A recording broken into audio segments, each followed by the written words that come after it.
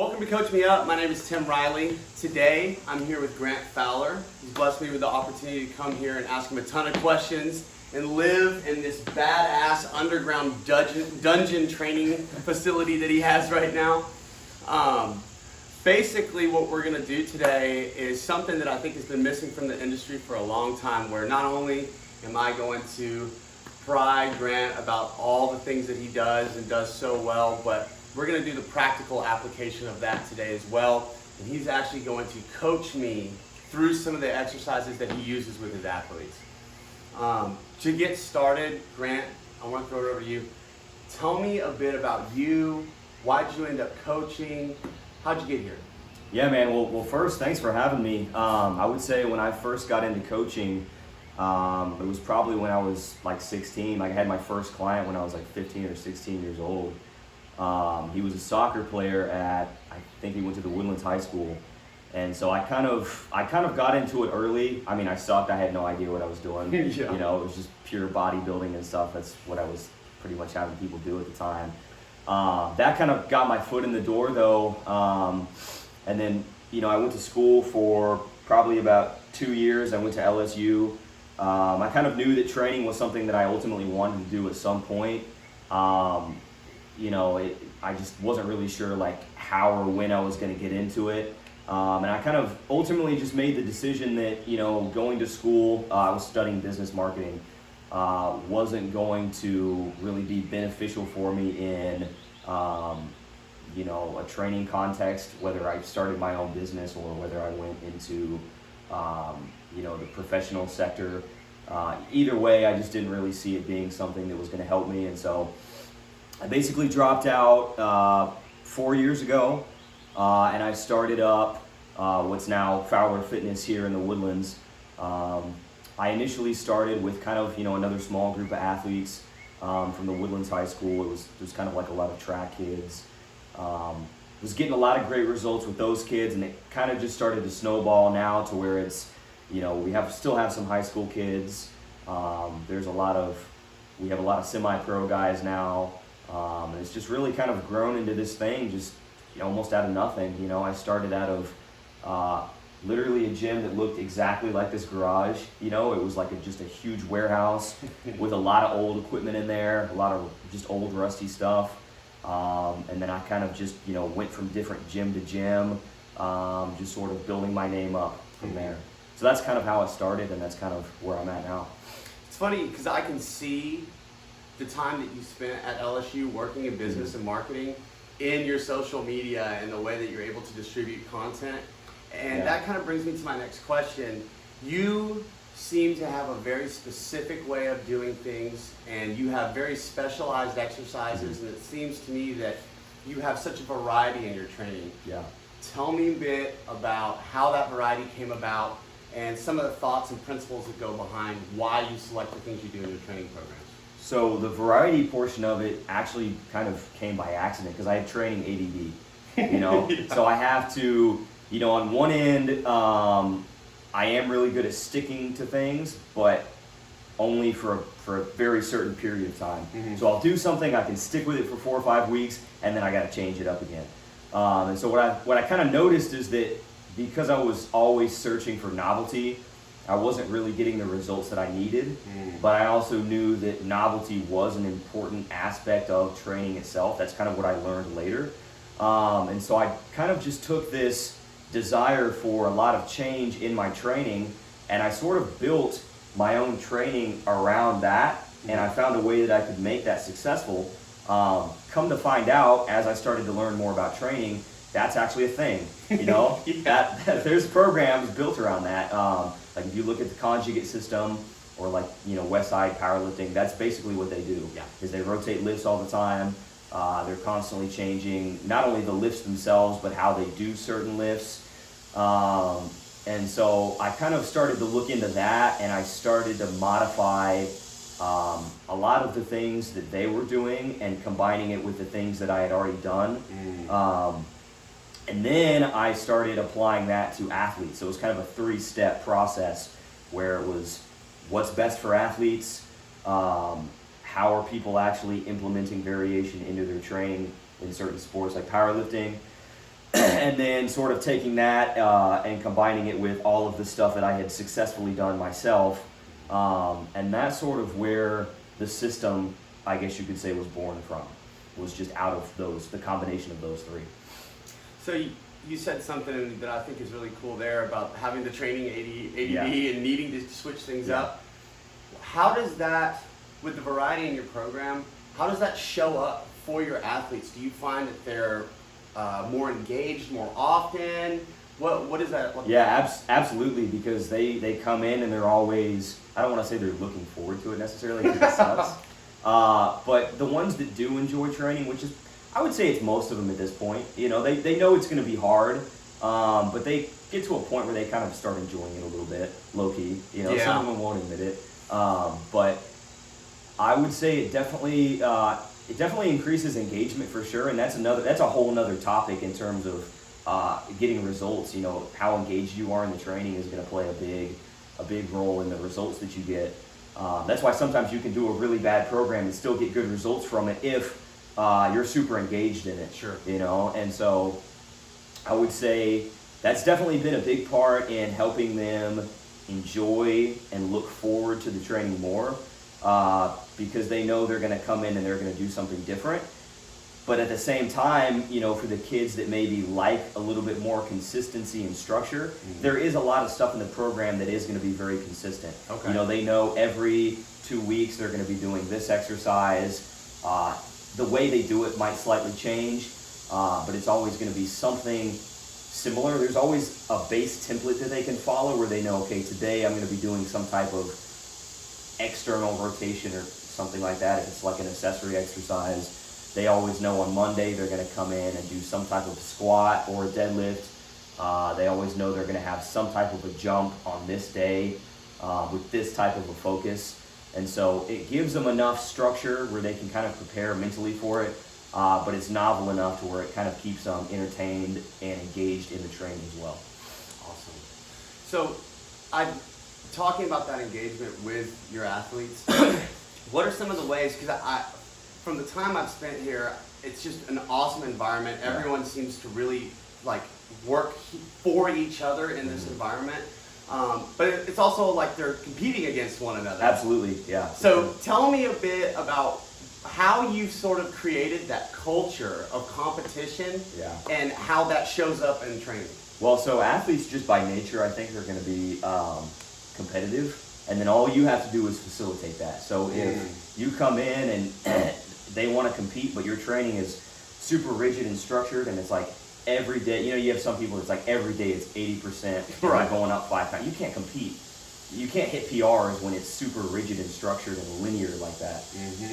So just the fact that things change a lot. And then another thing that I kind of forgot to mention was that we're always going for some type of a PR on something. So if they come in on a Monday, we might be doing a max effort squat, and it's how heavy can you go for 5, you know? And so there's competition in that in terms of what did so-and-so hit, now I'm going to try to beat it, you know, or something like that, something along those lines. We measure a lot of stuff, so we have like the jump mat over here. We'll measure jump height, and we'll go for PRs on stuff like that as well, where it's, you know, okay, somebody got 32 inches, now I'm trying to get 33, Yeah. you know, and that not only is fun for them, but it tricks them too, because they don't even realize they're putting more effort into it now as well. And if you're half-assing stuff because you come in every day and you know exactly what you're going to do, and there's no room to compete and there's no room for you know, growth in that way, then it's going to be the results aren't going to be nearly as good, even if the training itself is good, I guess you could say. So a big part of it is just finding stuff that they can actually compete on, and that's not the sole purpose of it. The program itself is set up in a way for them to get the best possible results that they can, outside of that. That's just an added bonus for them. Sure. Yeah. I love that. And because they're athletes, they're going to love it. That's already what they do. Yep. You know, so. And you said something that's really important that I've found in my own training and in working with athletes and just even general pop. You can have the best program on the planet laid out with every little minute detail and percentages, and if people don't enjoy it or don't want to do it, you're not going to get any effort, man. Right. At least not what you could be tapping into. Absolutely. So that's just fantastic. That's why you can't have it too structured, because if it's too structured, then they're going to come in and look at that board and go, you know, they're not going to want to do that. Even just reading it sometimes, if they see something they've already done a million times before, you know, or there's no room, you know, for them to compare themselves to somebody else in some type of a way, then it's not going to be fun for them at all. You mentioned PRs, and from the videos I've seen on the Instagram and just from the time I've spent here lifting with you, you guys are not afraid to strain under some load. No. At all. No. And I'm not. Some people are. I got to tell you, being a meathead myself, nothing gets me more jacked up than seeing really talented athletes absolutely get after it in the gym. Yeah, absolutely. So tell me go into a little more depth about what the role of having this weekly PR system set up and what kind of results you get from that and how you've seen it transfer from here to the field of play. So I think the biggest thing with the PRs and the variation is that when you center the training, especially when you're talking about lifting, when you center the training around PRs as opposed to just hitting a certain volume metric or weight metric or whatever, you don't get nearly as sore because you can get a lot more accomplished with less. So if I say, hey, we're going to work up to the heaviest we can go for 5, first of all, if you've made progress or not instantly, and then you're getting all of the volume that you normally would by working your way up with those warm-up sets. You hit your top set and then maybe you do a back-off set. So you're getting in all the volume you need. You know exactly if you've improved or not, or if you've maybe even regressed. And so that's a test right there. People like to talk about having test weeks and stuff like that. Yeah. We don't really do too many test weeks because every week is a test. Like the training itself is a test. Yeah. So you always know exactly where you're at. You always know how you feel. People will come in here and they know instantly if they feel bad on a certain week. That's kind of what we were talking about when Eric was in here the other day. We were talking about how basically, when he felt kind of down that one, he knew instantly like something was off in his training or in his lifestyle the week that it happened, and it wasn't one of those things where like, oh, we're going to do this 4 to 5 week accumulation block. Right. I'm going to feel like trash the entire time, and then I'm going to get to the end of it, and I may or may not improve. And so a lot of people have structured their training around these ideal ways that the body is supposed to adapt based on some of like the old Russian research and stuff like that. And some of it's accurate. It's not a bad, it's not completely bad, and then it does kind of give you a general guideline of how to structure things, but it's not, there's no set in stone rule for saying this is how the body's going to adapt to training.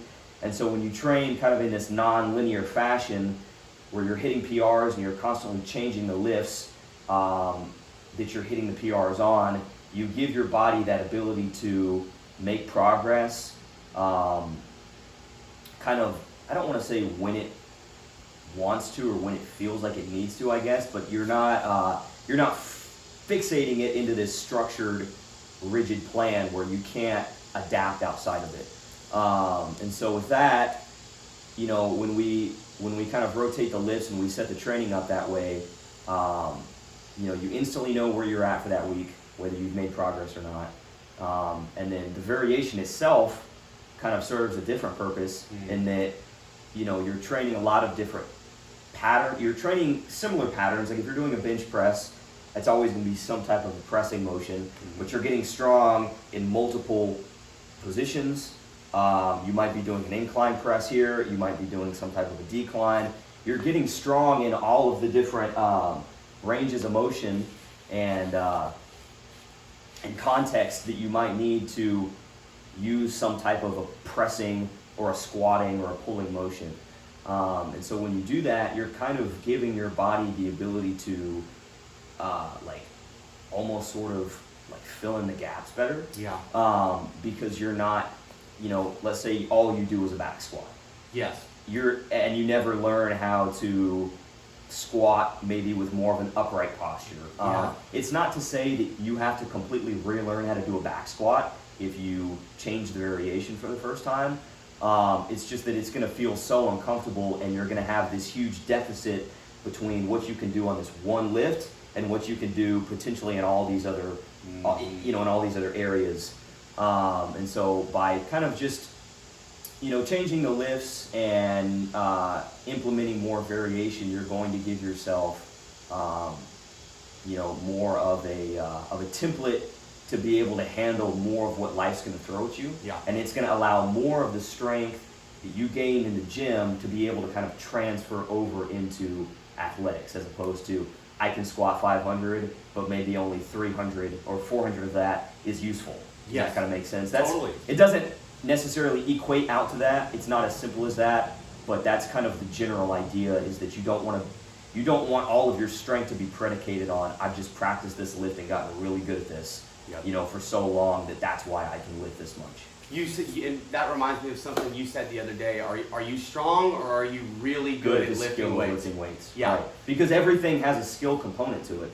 If I do a bench press and on day one I'm bench pressing like this, and then on day two I'm more locked in, yeah, clearly there was a skill component to, I didn't necessarily get stronger, I just learned how to do the exercise better. Sure. And while you do want a certain level of proficiency, if all of your adaptation, all of your strength gains are predicated on, you just becoming more proficient as opposed to you actually getting measurably stronger, then that's going to ultimately it's going to negatively impact your performance, or it's not going to be as beneficial for your training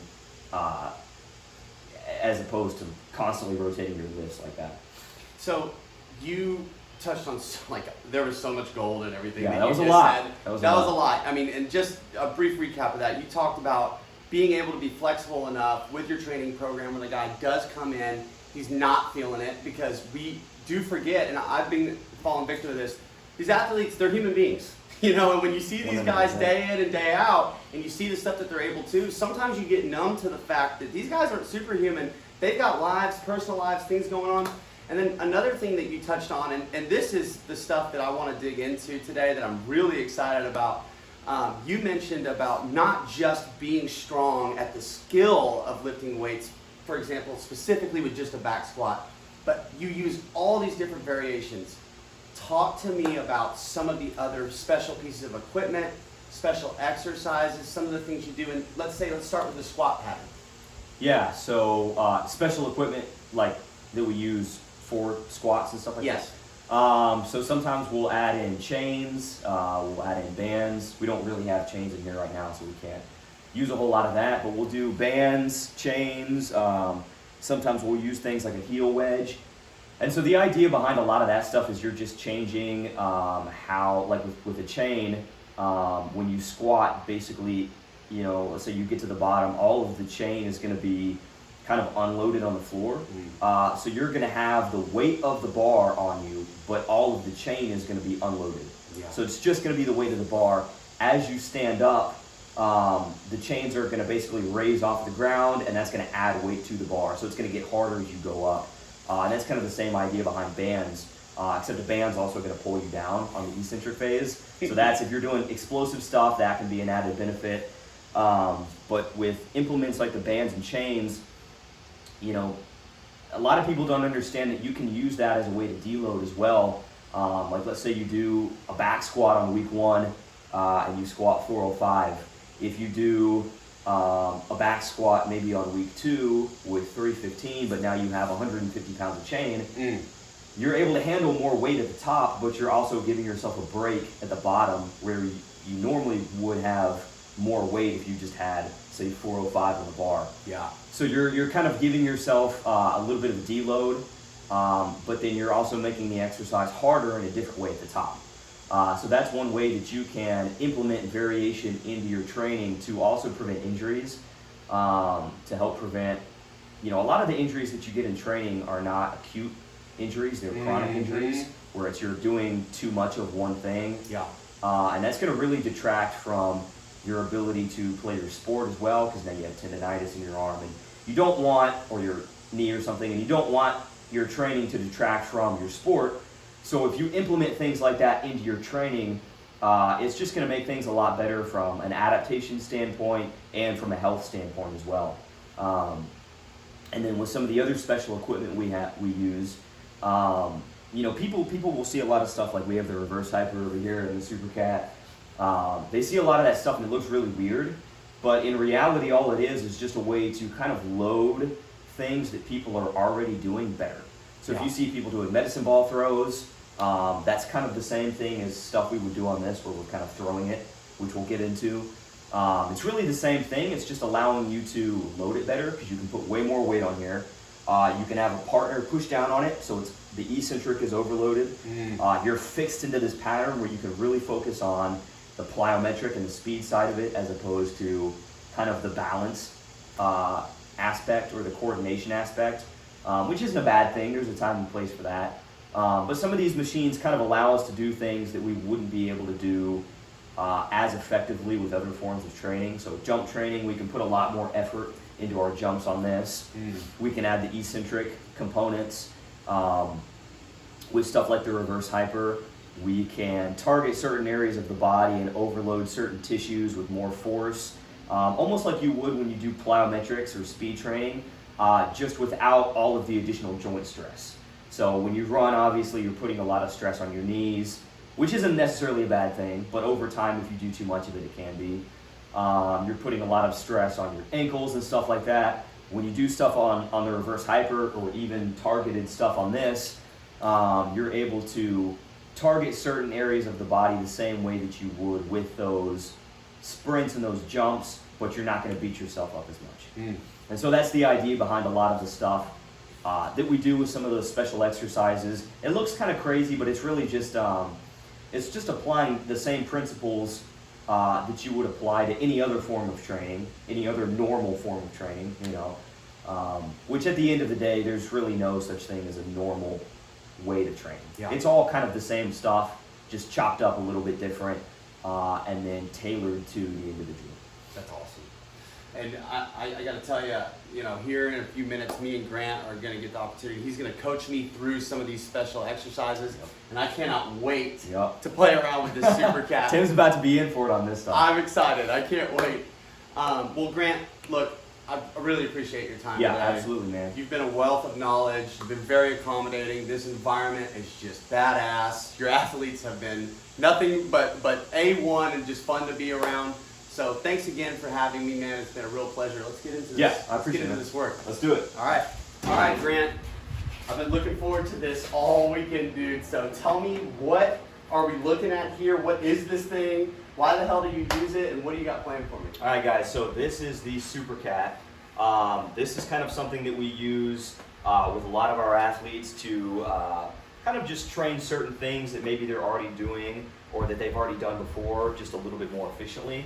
So any type of a throwing motion, any type of a jump, there's a lot of things that you can do on this that's going to make it way better in terms of just being able to place more load on your body, kind of taking the balance side out of the equation so you can focus really just on the plyometric side, really maximize your speed and power output. So we're going to run Tim through just some of the basic exercises that we do on this for the upper and lower body. So Tim, if you want to go ahead and just get up under here, just take your hands like this. We're going to have you get under here, and basically all we're going to do is just some basic throws. Awesome. So we're going to get you under here, and you're just going to throw it as hard as you can, okay? Okay.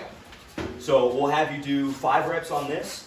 What I want Tim to focus on when he's doing this is not to, what a lot of people will do is they'll try to catch and break it first, and then lower it.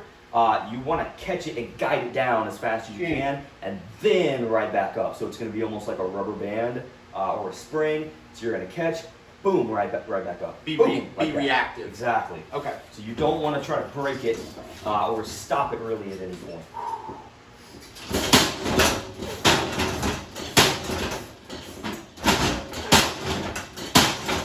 Good. Awesome. That was fantastic. So now we can, so basically, with this, a lot of people will look at this and they're like, oh, what is that? What is that train? In reality, this is the same thing as throwing a medicine ball. This is the same thing as doing a plyo push-up, all the stuff that you already do, all the stuff that you've already seen people do a million times. that's what this is allowing you to train, better.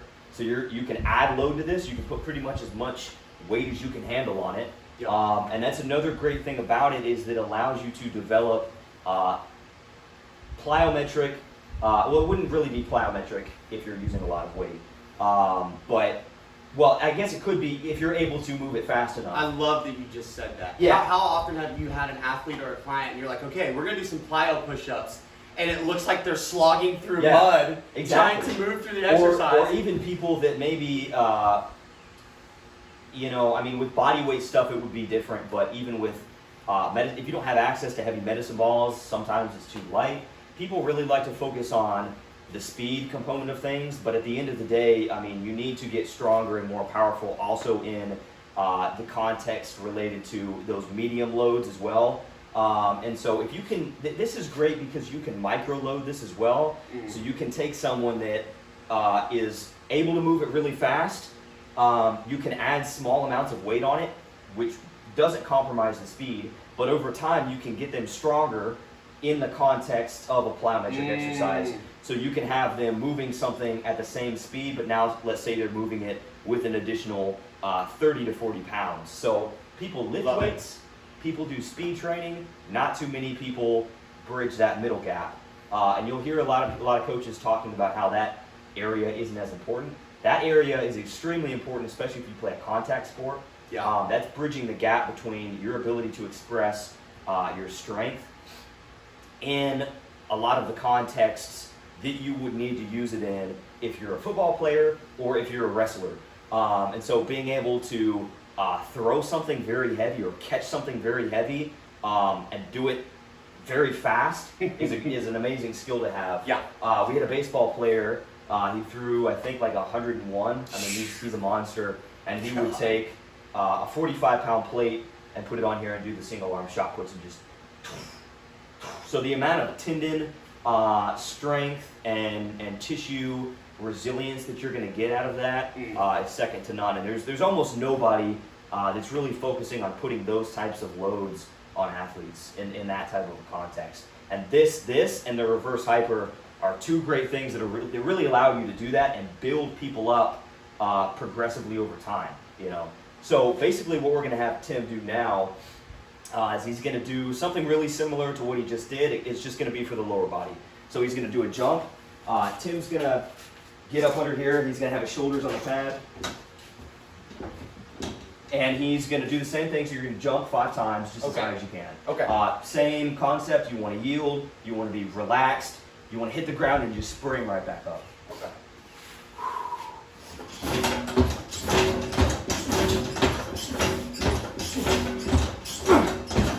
Good, and so Tim, just kind of stay in that position again. Okay.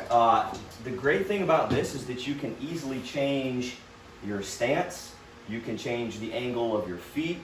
Tim, go ahead and point your feet in a little bit. The go-to guys are gonna kill us for this one, but you got your feet in like this, it shreds the knees, right? Not really. When you jump like this, you can just kind of change the load. You can kind of just change the angles like you would with any other exercise. So jump with your feet kind of in like that now. Okay. And let me know how that feels.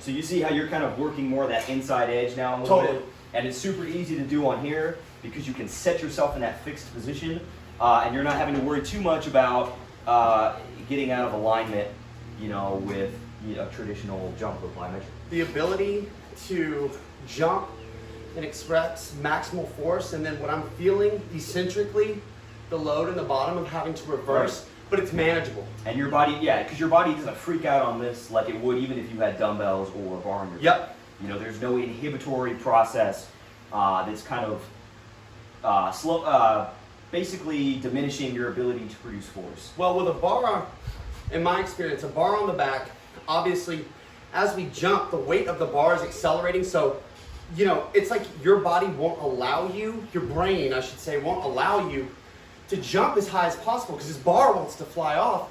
Exactly. And then on the way down, it's crashing down, usually on your spine. But with the pads on this thing, the weight is so evenly distributed that I don't feel scared.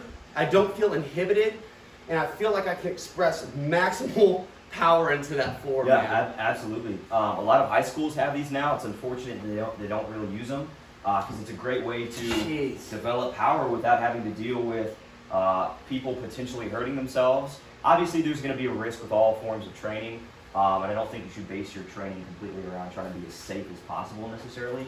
But this allows us to accomplish a lot of the things that we want to get out of our speed and power and jump training without having to deal with a lot of those limitations that you talked about. So basically what we're going to do now is we're going to run Tim through the exact same exercises that we just did. We're just going to add an eccentric component to it. Awesome. So again, you can add as much weight as you want on here, but for this purpose, we're just going to do it unloaded. So, you know, the concentric with a lifting phase, so that would be throwing, or the jumping up phase is going to be unloaded. So he's going to be able to put as much, he's going to be able to give a full effort on the way up, and then we're going to be loading more, we're going to be giving him more load than he has when he's jumping on the way back down when he lands. Love it. And so let's get you started. Let's do the jumps first again. Okay. So I can kind of show you how it's done a little bit. Okay. And then we'll do the throws after that. Okay. So go ahead and bend your knees like you're about to jump. When you jump, I'm basically going to take my hands here and I'm just going to push you back down, okay? Okay. All right, ready?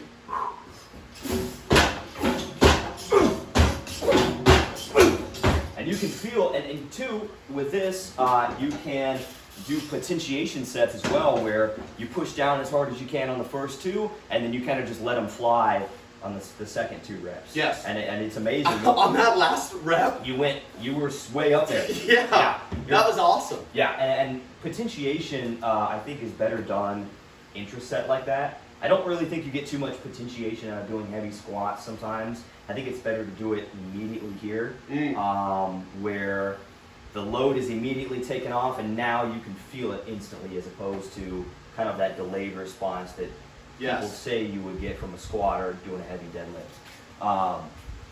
So what we're going to do now is we're going to have Tim get back up under here like he's going to do the throws again.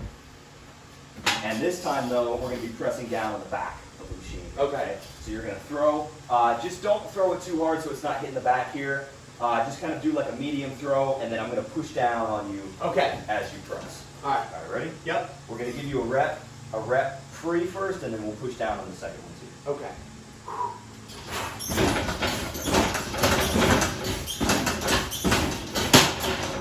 Yeah, there you go. Yeah. It's the potentiation. So with this, I mean, you can, this is another great way to train coordination too in a throwing context.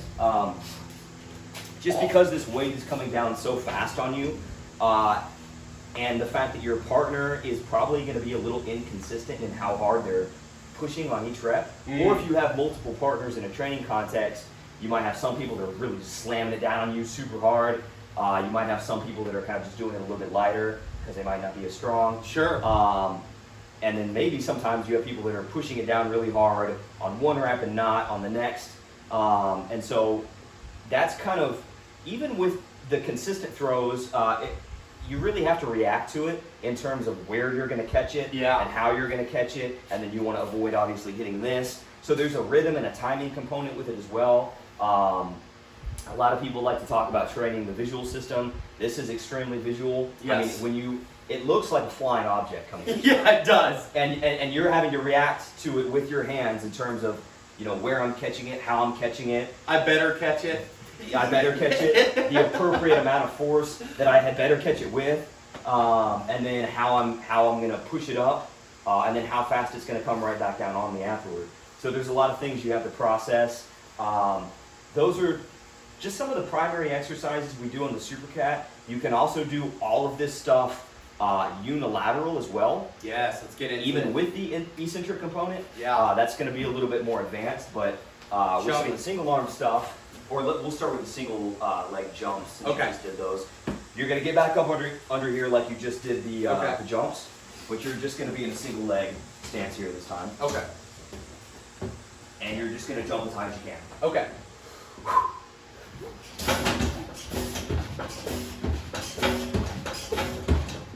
Good. And so even more so with any type of single leg work, single leg jumping, To be able to add load to that is going to be really difficult. Yeah.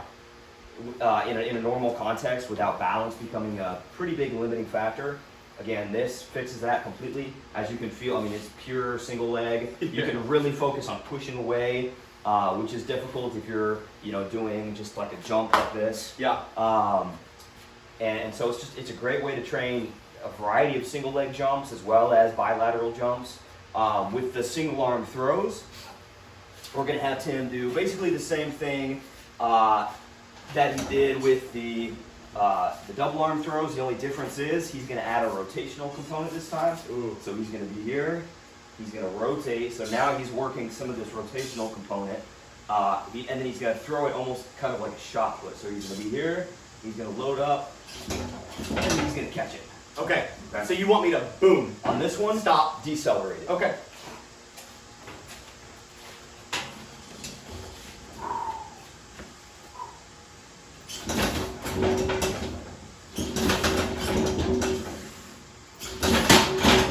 There it was.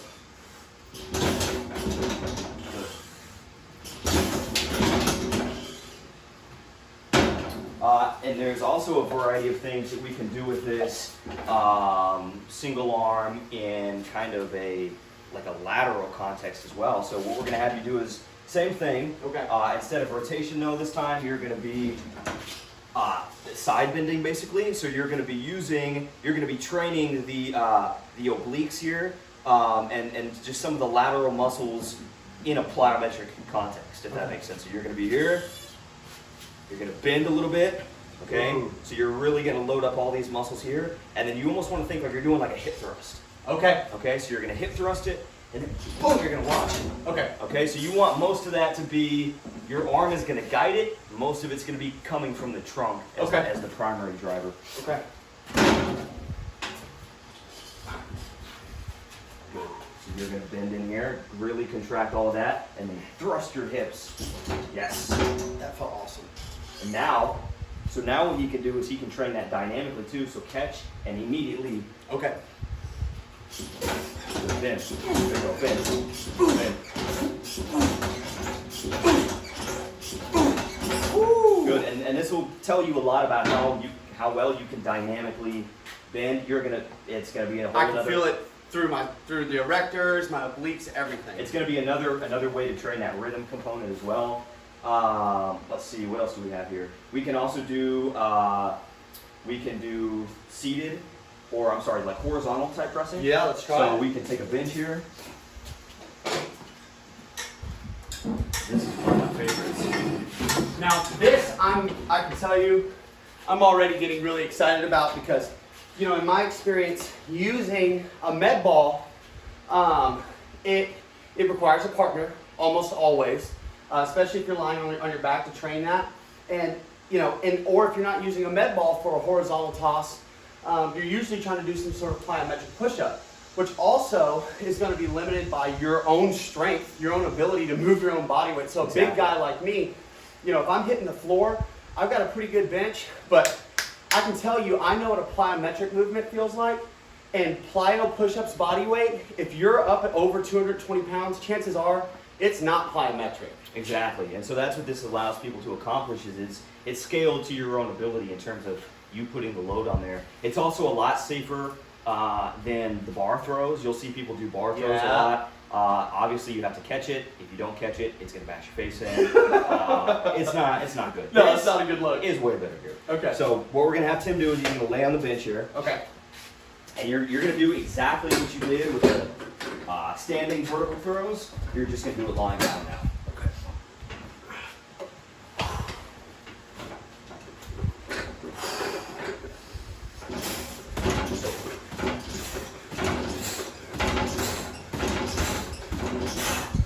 That is so great. And if you notice too, you can, again, like the jumps, you can change the angle of your arms when you throw to target different muscles. You can, it's very easy to just kind of, again, rapid fire. You can have people press down on it as well. Eccentrically overload it. So there's so many different things that you can do on this, just in a lot of contexts. Pushing, throwing, jumping. You can even take all of the things that you would do on this plyometrically, and you can add weight, like a lot of weight to it and slow it down. You can use it as just a traditional machine. It's great for tricep extensions. You can even do plyometric bicep throws. So you'll see a lot of people doing, you know, the barbell throws here, where again, it's kind of difficult because you have to catch it, and sometimes it's not landing in the same spot. With this, we'll go ahead and slide this bench out of here. Sure. And we'll do, I'll run through the plyometric arm training that you can do on this. So we're gonna get you under here, and you're basically gonna be throwing this like a bicep curl. Okay. Wow. That's awesome.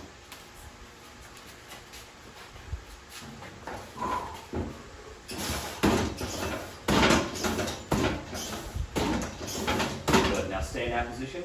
We're gonna do the same thing, but we're gonna press down on it now. Okay. All right, ready? All right, yeah, I'm ready. I think I'll.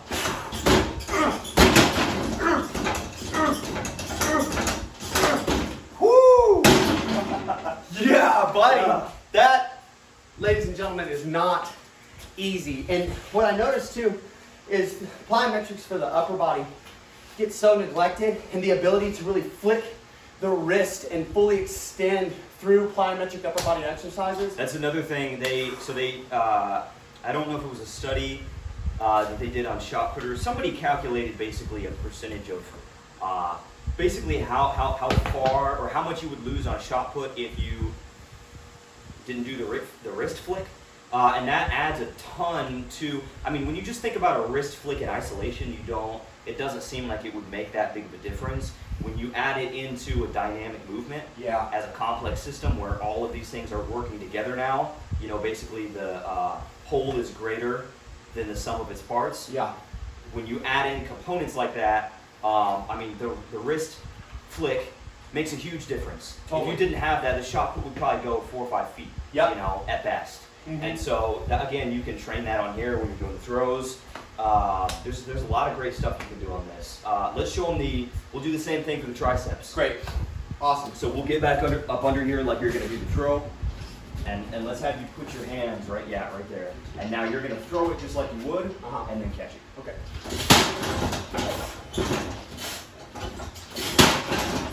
And good. So that's another way you can train. You can do plyometric arm training. That's super neglected, and this is another great way to take care of your soft tissues as well. If you see, a lot of people will do the overspeed band training Yeah. to target their tendons and soft tissue. This is almost better because you have actual load and impact. So you're really going to bias the tendons if you can get into that rhythm where boom, it's real fast. You can almost completely bypass the muscle and just focus on the tendons and the ligaments as well. So that's kind of just a brief rundown of the Super Cat. Again, you can take all of these exercises and you can scale them down or up depending on the ability level of the athlete. And so yeah, it's a great piece of equipment. It's awesome. A lot of stuff you can do on it. And you know, something that I'll say, Grant, too, is, you know, I think it's easy for anyone who loves to strength train and loves to coach to become emotionally attached to a specific implement. And what I love and what I've been able to experience from you, especially over this past weekend, is your ability to move off of something if you feel like it's not serving a purpose. And then also the inherent creativity that you're expressing through these unique tools. I think it's just excellent, and it's obviously showing up in your athletes. Yeah. So thank you for running me through the Super Cat. We have some more stuff, and what do we have next? Is it the reverse hyper? So yeah, we have the reverse hyper. That's going to be similar to this in terms of like putting load on your body. It's going to be a little different though in the way it's implemented. Okay, awesome. Let's get to it. So we're going to run Tim through some of the exercises, some of the basic exercises that we do here on the reverse hyper. This is going to be similar to some of the stuff that we do on the Super Cat. It's just going to allow you to target certain muscles and certain areas of the body more directly that you wouldn't be able to on the Super Cat. Super Cat's going to generally be a little bit more global in terms of jumping and throwing. This is going to be a little bit more isolated in terms of targeting some of the areas that people tend to have issues with, that tend to get injured in a little bit more of like an isolated context with a little bit more force. So basically what we're going to have Tim do is he is going to put his foot in here, and then he's going to jump up here on the bench, and we'll kind of go from there. Okay. So foot's going to go through the band.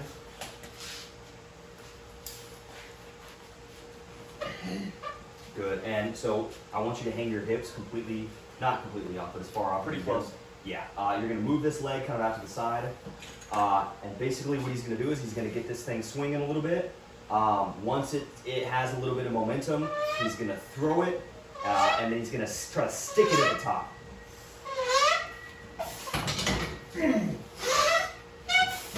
Good. Let's just do one more of those. Good. So basically what this is allowing us to train is it's kind of targeting the hip flexors in a little bit more of a dynamic context. You're really able to put a lot of load through the hips. I mean, you can feel it feels like it's going to rip your leg. Totally. You know? Yeah, it feels like my leg is going to get ripped off and go underneath Yeah. the reverse hyper. It's not painful, but it's just a different stimulus I'm not used to. Right, exactly. And so, you know, with this, the good thing about it is that we can constantly load it. It's not one of those body weight exercises, or it's not a manual perturbation where you have somebody pushing on your leg or you're doing something against a band really fast. It's loadable. It's progressible over time. And it's not necessarily something that's just going to be used as a peaking tool or device. This is something you can use year-round to build up your soft tissue health in a way that's going to be more applicable to sport than some of the, I guess you could say, lower threshold exercises that we do for mobility and range of motion and stuff like that. You mentioned something just then that's, I think, important to touch on. It does seem like you have a couple exercises that, even though you're rotating things constantly, seem to be staples. For sure. This seems like it's one of the staples. Big staple here. So, in light of everything you just discussed, why specifically is this a staple for your athletes? Like, what have you seen? Where's the direct correlation where you're like, that needs to stay in the program more often than not? Honestly, well, and so before I even saw, so basically I had a guy that did some studies on, I guess you could, like the EMG readings and the NBIC readings on some of the reverse hyper exercises, which kind of confirmed what I already knew. Yeah. Is that the amount of load that that you're placing on your body here is going to exceed most of the things that you're going to do in the gym, or sometimes even in certain activities in your sport. Obviously, when you play a sport, there's never really going to be anything that's going to be more intense than that. Sure. That's the ultimate, and even if it is more intense, it's not going to be the same. Yeah. And so your sport is, when you play your sport, that's what you're aiming to acclimate yourself specifically to those demands. When you do things like this, you're kind of filling in the gaps elsewhere to kind of bridge that bandwidth of potential that you have. So it's not meant to be exactly like something you would experience in sport from a force context or standpoint, but it's able to place so much load on these tissues compared to other exercises that we've tried.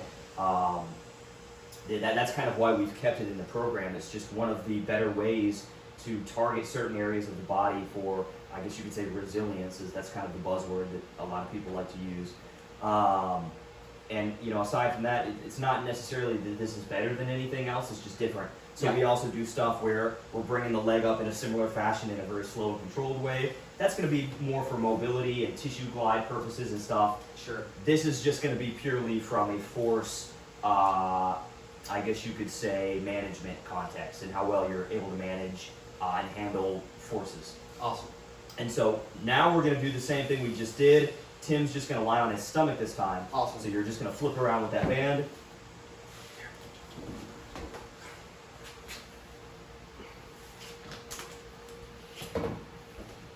And we're going to basically do the same thing, and then yeah, just put your leg out to the side. This is going to be, you know, a lot of people think their hamstrings are strong because they can RDL a lot. That is part of having strong hamstrings, is doing exercises like that and progressing in load.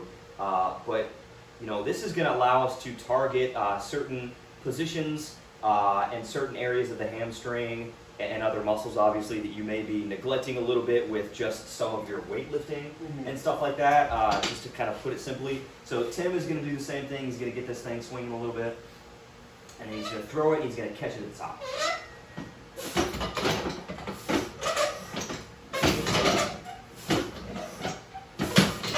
Good, and stop. And so you can see with this, his hamstring is having to work really hard to rapidly decelerate that load. And that's, I mean, in sports, that's obviously what you need out of your hamstring. Yeah. It's not going to be super specific to sprinting in terms of this is an open chain exercise. But again, it's allowing you to drill ballistic movements. Ballistic movements are ideally what we want to use to develop some of the tissue quality that we want specifically for elastic exercises. Yeah. So when you do stuff like this, you're targeting more of the elastin component of your tendons and stuff. So you're building up the components of your soft tissues and your tendons that allow for more stretch and spring, as opposed to just doing a lot of jumps, which may accomplish the same goal, but it's not going to be as targeted for the hamstrings. And your ankles might be taking most of the load. So you're accomplishing exactly what you would accomplish with jumps and sprints. It's just going to be less impactful on the joints because you're targeting a specific area of the body, like the hamstrings or the hips. And then you're able to do that with a lot of volume as well. And that's one of the great things about it is that you can build up a whole lot of volume on this. I mean, you could potentially do just as much volume on this as you would, any other exercise like lateral raises or curls like that. You're just doing it in a context that's going to be a little bit more applicable to soft tissue health and things like that. Kind of the same concept as when people do the overspeed band stuff. I just think this tends to work a little bit better, and you can feel it. Totally. It's not something that's debatable. No. You get on it, you can't debate it. You get on it, you do a kick, you catch it, you feel it instantly. Yeah. And you know exactly what it's doing without having to do a study on it, or even for me to really explain any of what I just explained. You can feel that instantly. Absolutely. So, and like all that stuff he's talking about, I do one rep on this, I'm like, oh, I see. And you touched on a few really important things, the elasticity of an athlete that can sometimes get lost. I know in my own personal journey in strength training where I didn't have enough elastic training, jumping, sprinting, exercises like this to bridge the gap between those two things. And you get locked up and real tight, and it's something that's being talked about more and more and more now. But I love the blend that you have where athletes will get under there, you'll throw some chains on, we're going to hit a 5-rep max on a front squat with heels elevated, asshole to ground, and then coming back around, we're going to work on something a little bit more dynamic. And also, too, with the variety of this, if I have guys doing sprints all the time, the CNS fatigue in combination with those heavy lifts, probably not manageable. Throw something like this in there and you can wave your sprints and these exercises in and out. Exactly. That's the great thing about this is it's not going to be as stressful on other systems because it's not as global of a stimulus. And two, when it comes to building up your tendons and your soft tissue and things like that, with something like this, it's going to be a lot more manageable because again, it's not going to, it's just not going to place so much stress on your body. Even in some of the contexts that people use, like you could say overspeed training with the bands and squat. Yeah. That's kind of just training the same thing. That's just way more stressful, and we haven't really had a good way to load people up like this before. Until now. Right. And this is just a fantastic way to do it. Okay, so basically what we're going to do now is we're going to put Tim, it's going to be kind of the same thing we just did. It's going to be like a multi-hip style movement. Okay. You're just going to put your leg in the band and you're going to have it kind of going out to the side like this, like you're going to kick it. Okay. And am I getting up on this? Yeah, you're going to put your foot up here. Okay. And then you can hold on to the great. side. Okay. Ooh. Okay. So you're going to get it swinging a little bit, and then you're going to throw and kick. Oh man, I can already feel where this is going. Woo!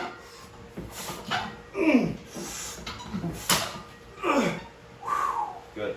And so, it's not to say that this is the end all be all. I mean, obviously, this doesn't replace sprints or jumps or anything like that. It just is a good supplementary thing that you can add into your training to kind of build up your elastic volume. Love it, man. And like all these muscles and the hip complex here, I mean, I can feel that all the way here and just all the way down the side of my leg. And then there's the initial contraction where the band sort of hits its initial elasticity point and the weight starts to drop. But then there's just a continued eccentric strain that I feel as the band lengthens under the load of the weight of the it reverse actually hyper. pulling on you. Yes. So it's like isometrically as well. There's a dynamic eccentric component, and then I'm isometrically stabilizing that weight under load. For sure. Epic. Yeah, and so, another thing is that, a lot of people, there's a lot of reasons why somebody might have a tight muscle. One of the reasons is that you might not be managing force appropriately, in a certain tissue or area of the body. And so this allows us to come in and sort of isolate that and target that on a smaller level. You have different people that get pain for different reasons. When it's athletes, it's usually you're getting pain because you're either doing too much or you're not managing force. Yeah. You're not able to manage the loads and the forces that are being placed on you. If it's an old person, it's usually the opposite, like you're not moving enough. Or, so some of those low threshold things are great. They get you to a certain point. But you also need to do things like this to ensure that your body is able to physically handle the loads placed on it. Yeah. And this is a great way to do that. Awesome stuff, man. All right, what else do you have for us? All right, so we're on to our next piece of equipment, or the next tool that Grant uses. Now, this looks a little bit more familiar. Grant, tell me a little bit about what we're going to do here. Yeah, so this is going to be basically one of the isometric exercises that we use. We do a lot of different accessory isometric exercises. So as opposed to the jumps and some of the stuff that we did on the reverse hyper, this is going to be a little bit more targeted. Okay. It's going to be a little bit more isolated in terms of the application.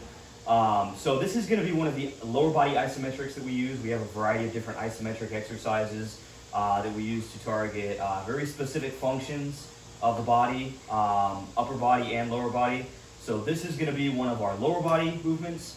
We're going to have Tim basically get in here with, you're going to have a leg here, and then you're going to have your knee or upper quad up on the pad here. Okay. And I can see where this is going, I think. Right here? Yes, so basically what Tim is going to do here is he's going to bend over as far as he can. He's going to have his hands on his chest. And then he's going to think about pushing his knee down as hard as he can. And I'm pushing my toes through the plate? Yes, and then, awesome. and then you're going to be pushing your toes as hard as you can through the plate down here. Okay. And you're going to be holding that for as long as you can. Okay, all right. Here we go. So basically what this is going to be targeting here is it's going to be addressing in range knee flexion here. So it looks like a hip extension exercise, but because we're targeting specifically the hamstring here in an isolated context, we're going to be working in range knee flexion, where Tim is as he's pushing his knee down, he's basically resisting extension here at the leg. Woo! Good. Keep fighting through that. Ah! So in range knee flexion is going to be really important for sprinting. When you get to, when you land and your foot hits the ground, that portion of the hamstring, that function is going to help resist extension of the knee and deformation as you land. Yeah, and as you can see, I mean, this is very intense. Yeah, my leg feels like Jell-O. It's targeting a very specific function and portion of the hamstring, as opposed to, say, an RDL, which is great. That's a great way to load up the hamstring to train maximal strength. But we also want to do smaller, more targeted, precise movements like this. So you kind of have your basic patterns. You have hip extension and knee flexion. And then we're kind of going into each of those patterns, and we're kind of targeting different portions along the strength curve of those exercises. So this one would be in range, knee flexion. We could also train in range knee flexion, here at the top. There's a lot of different, movements and different contexts that we could use exercises like that in. This one's going to be really great for, again, kind of targeting, really the entire hamstring all the way down to the calf, especially that portion of the hamstring that ties in here to the calf, and I'm sure you Big felt time, that. right above and behind the knee, and really pushing my foot through that plate, got my calf talking, and now I'm feeling something that's also getting more and more popular from a biomechanics standpoint about sprint mechanics and gait mechanics, about having a co-contraction of those muscles on the backside of the leg working together to propel you through space and protect that knee. And let me tell you what, that is spicy. So if you get a chance to try that out, by all means, that was humbling. Yeah, this is a great one, and it's a great way to very specifically target and address a lot of those things that you just talked about, for sure. Awesome stuff, man. Great, great stuff. I love the creativity. All right. So that wraps it up for today, the inaugural episode of Coach Me Up. I'm just so excited to have been able to do this. Thank you so much for having me. Yeah, it was being awesome. willing to share your exercises, your information, your wealth of knowledge with myself and everyone who's going to have an opportunity to watch this. Just to recap, we went over the Super Cat, we went over the reverse hyper, the Roman chair, some special band isometrics for the arm and shoulder. Real quick, Grant, is there anything else that you want to touch on or to put an icing on the cake for us? I think that's pretty much it. I mean, we went over a lot of stuff that was going to be really good for kind of more of a macro perspective. So a lot of the speed and power stuff that we do, some of the stuff that's a little bit more specific to the sport itself, and then we kind of nailed some of the smaller stuff that we do as well. And you can be really good at one and then terrible at the other, and so that's why it's important to combine both. As you can tell, doing that is completely different than doing the Roman chair. And Totally. It's a totally different feel for each one. And so that's why you have to do them all. You can't pick and choose one or the other. A lot of people with a lot of different philosophies will say you got to just do this and this is what you need to focus on because it's the most specific to sport. Specificity is one of those things that there's macro specificity and there's micro specificity. We kind of demonstrated that with this. This is more of a macro perspective. Some of the smaller things are going to be more specific on a fine level. And so it's important to do them both, man, and you can be as proficient as you want in one and then just be completely lacking in another area. And taking both of those things and combining them together is really at the heart of the program and what we do. I love it. I love it. Thank you so much again. Grant, where can people find you? Yeah, so you can find me on Instagram. My Instagram is Fowler _fitness SPT. You can find me on Twitter as Fowler _fitness1. And those are pretty much the two main places. Okay, awesome. Hey, Cool. Yeah, thanks for having me, man. thank you, man.